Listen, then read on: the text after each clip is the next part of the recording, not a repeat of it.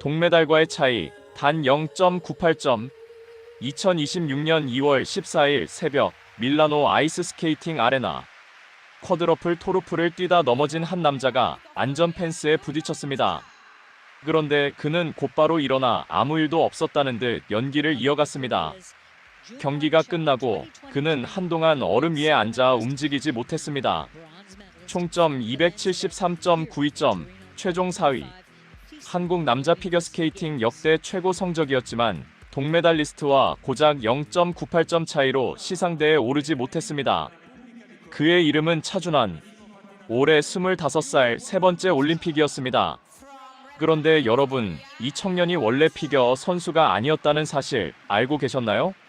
차준환은 2001년 10월 21일 서울에서 태어났습니다. 어린 시절, 그는 의외로 CF 모델이자 아역 배우였습니다. 2005년부터 약 4년간 광고, 드라마, 잡지 등에 출연하며 카메라 앞에 섰죠. 더 다재다능한 배우가 되기 위해 부모님은 수영, 피아노, 바이올린 등 여러 가지를 배우게 했는데 그중 하나가 바로 초등학교 2학년 때 들은 방학 피겨 특강이었습니다. 그런데 다른 기술들과 달리 준환이는 스케이트만큼은 그만두지 않았습니다. 얼음 위를 활주할 때 느끼는 자유로움과 바람의 시원함이 좋았다고 해요. 그는 훗날 이렇게 말했습니다. 피겨스케이팅은 제가 스스로 뭔가를 하기로 결정한 첫 번째 일이에요. 2009년 8살의 준환이는 피겨스케이팅에 본격적으로 입문합니다. 배우의 꿈 대신 음반 위에 새로운 인생을 선택한 겁니다. 과연 이 선택은 옳았을까요? 재능은 금방 드러났습니다.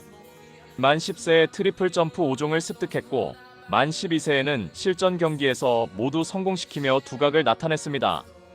2016년 만 14세 11개월 일본 요코하마에서 열린 주니어 그랑프리 대회에서 차준환은 세계를 놀라게 합니다. 세계 최연소 쿼드러플 점프 성공, 그리고 주니어 세계 신기록으로 우승한 겁니다. 한유 유즈루, 패트릭 첸, 예브게니 플루셴코. 시니어 나이가 되자마자 그랑프리에 출전한 선수들의 이름은 모두 피겨 역사에 남아있는 전설들입니다. 차준환은 바로 그 반열에 이름을 올렸습니다. 그런데 여기서 궁금한 게 있지 않으세요? 이런 천재 소년을 키워낸 가족은 어떤 사람들이었을까요?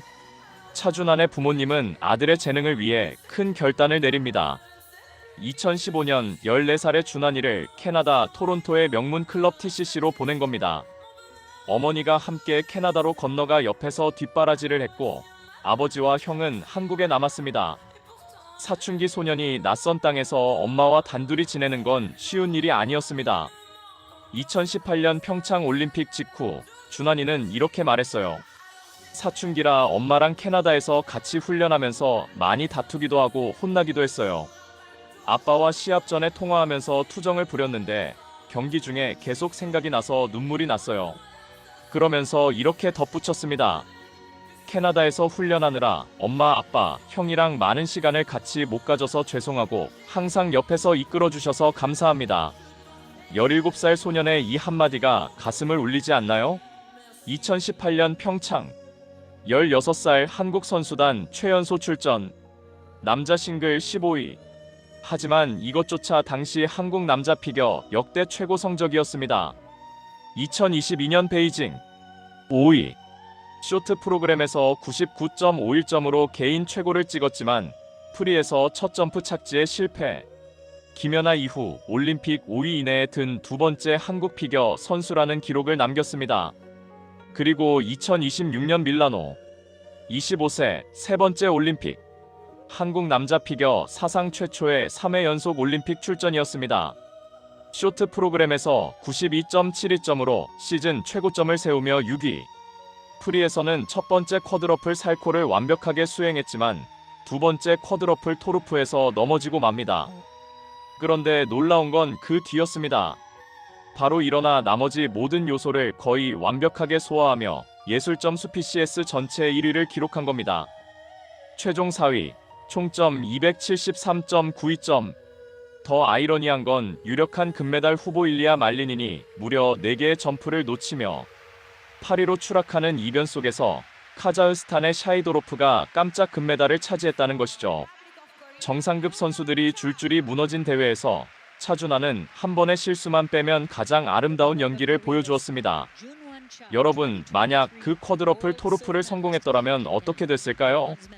계산해보면 총점이 7점 이상 올라 은메달까지 가능했습니다. 사실 이번 올림픽까지의 여정은 결코 순탄하지 않았습니다. 2023년 오른쪽 발목 신경 조직 부상, 끊이지 않는 부츠 문제. 준환이는 스케이트를 신는 시간 자체가 아픈 시간이었다고 고백했습니다. 매 대회마다 이번 하나만 막자는 심정으로 버텨온 4년이었습니다.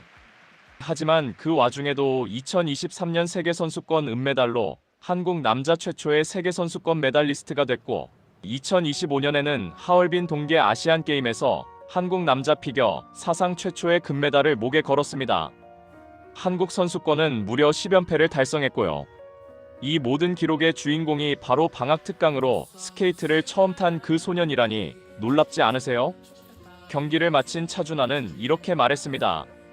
순위로 보면 아쉬움이 남지 않을 수 없지만 쇼트도 프리도 과정에서 최선을 다했고 미련도 후회도 없이 쏟아부었습니다. 그리고 앞으로에 대해서는 이런 말을 남겼습니다. 4년간 버텼으니 저 자신에게 숨 쉴 시간을 주고 싶습니다. 아직 차준환은 공식적으로 은퇴를 선언하지 않았습니다. 올해 25세, 피겨스케이팅에서 결코 늦은 나이가 아닙니다. 하지만 부상과 부츠 문제, 그리고 3번의 올림픽을 치른 몸과 마음의 피로, 그가 어떤 결정을 내릴지 아직 알 수 없습니다. 한 가지 확실한 건 차준환이 이미 한국 남자 피겨스케이팅의 역사 그 자체라는 것입니다. 존재하지 않던 길 위에 첫 발자국을 새기고 최초라는 이름으로 기록을 써내려온 사람. 올림픽 15위에서 5위로, 그리고 4위로 매번 자신의 한계를 넘어 새 역사를 쓴 음반 위의 왕자. 0.98점의 아쉬움은 남았지만 그의 이야기는 아직 끝나지 않았습니다. 오늘 이야기는 여기까지입니다. 좋아요와 구독은 이런 감동적인 이야기를 여러분께 전하는 데 큰 힘이 됩니다. 그럼 다음 영상에서 뵙겠습니다.